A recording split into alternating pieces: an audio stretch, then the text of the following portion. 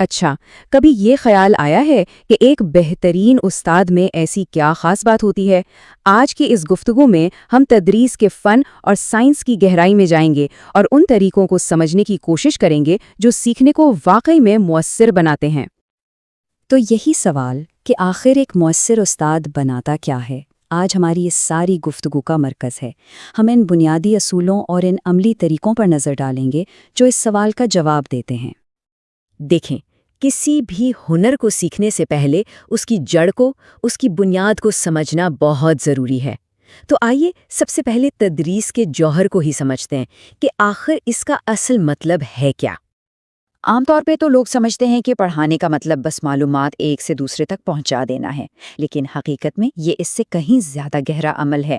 یہ ایک آرٹ بھی ہے اور ایک سائنس بھی، جس کا اصل مقصد صرف پڑھانا نہیں بلکہ طالب علم کی مکمل نشو و نما کرنا ہے۔ تو سوال یہ ہے کہ ایک کامیاب سیکھنے کا ماحول بنتا کیسے ہے؟ اس کے لیے 4 بنیادی ستون ہیں۔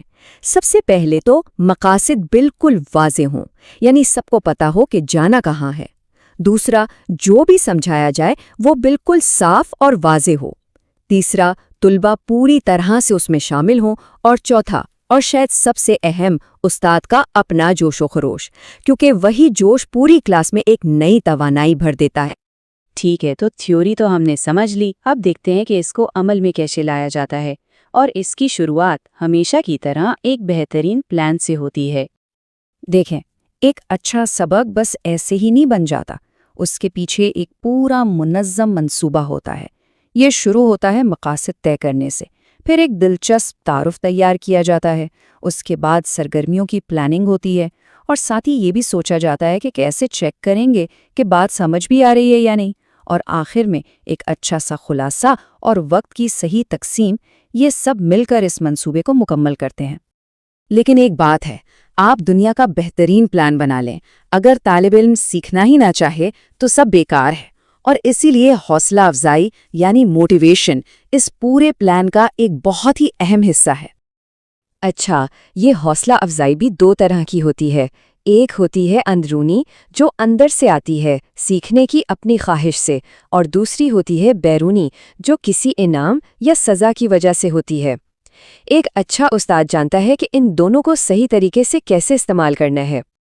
تو اب پلان بھی بن گیا اور طلبہ بھی موٹیویٹڈ ہے۔ اب اگلا سوال یہ ہے کہ انہیں صرف چپ چاپ سننے والا نہ بنایا جائے، بلکہ سیکھنے کے عمل میں ایک ایکٹیو پارٹنر کیسے بنایا جائے۔ اس کے لیے ہمیں کچھ خاص تدریسی طریقوں کو دیکھنا ہوگا۔ اس کا ایک بہت ہی زبردست طریقہ ہے انکوائری بیسڈ لرننگ یا تحقیقی تدریس۔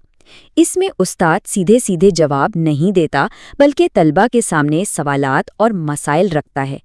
اس سے وہ خود تحقیق کرتے ہیں، چیزوں کا تجزیہ کرتے ہیں اور پھر نتیجے پر پہنچتے ہیں۔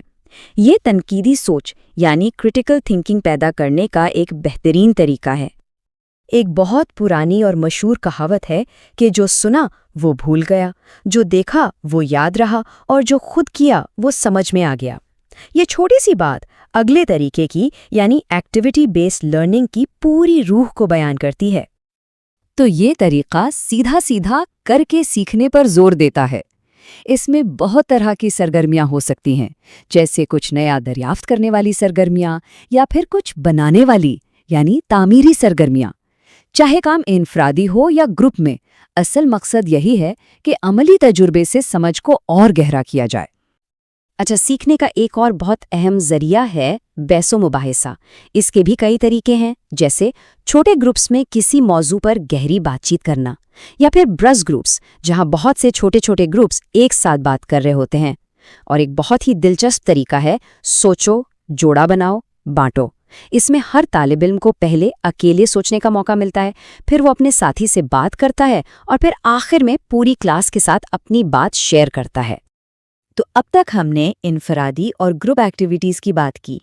چلیں اب ایک قدم اور آگے بڑھتے ہیں اور ایک ایسے طریقے پر بات کرتے ہیں جو پوری طرح سے مل جل کر سیکھنے کی طاقت پر فوکس کرتا ہے۔ اسے کہتے ہیں کوآپریٹیو لرننگ، یعنی تعاون پر مبنی سیکھنا۔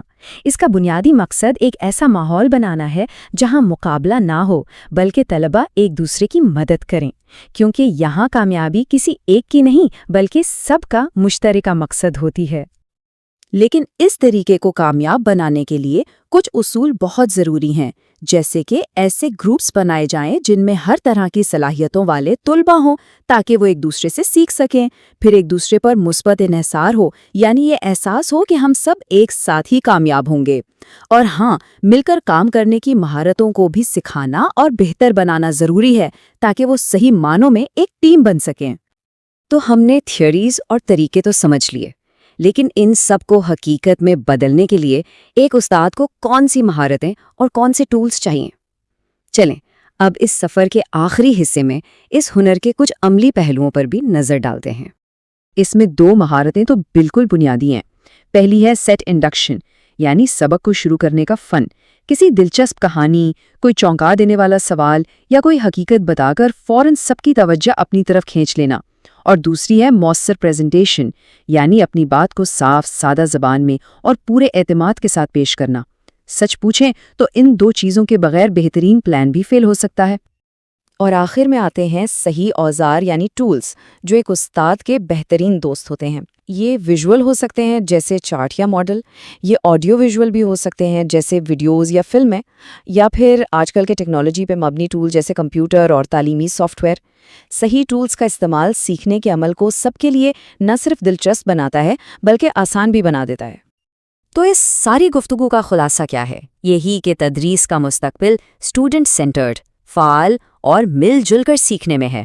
استاد کا کردار اب سٹیج پر کھڑے ایک عالم کا نہیں بلکہ ساتھ چل کر رہنمائی کرنے والے ایک ساتھی کا ہے، اور یہ سب ہمیں ایک بہت بڑے سوال پر لا کر چھوڑ دیتا ہے۔ جیسے جیسے ٹیکنالوجی آگے بڑھے گی اور ہم انسانی ذہن کو اور بہتر سمجھنے لگیں گے، تو کیا مستقبل میں سیکھنے کے عمل کا مطلب ہی کچھ اور ہو جائے گا؟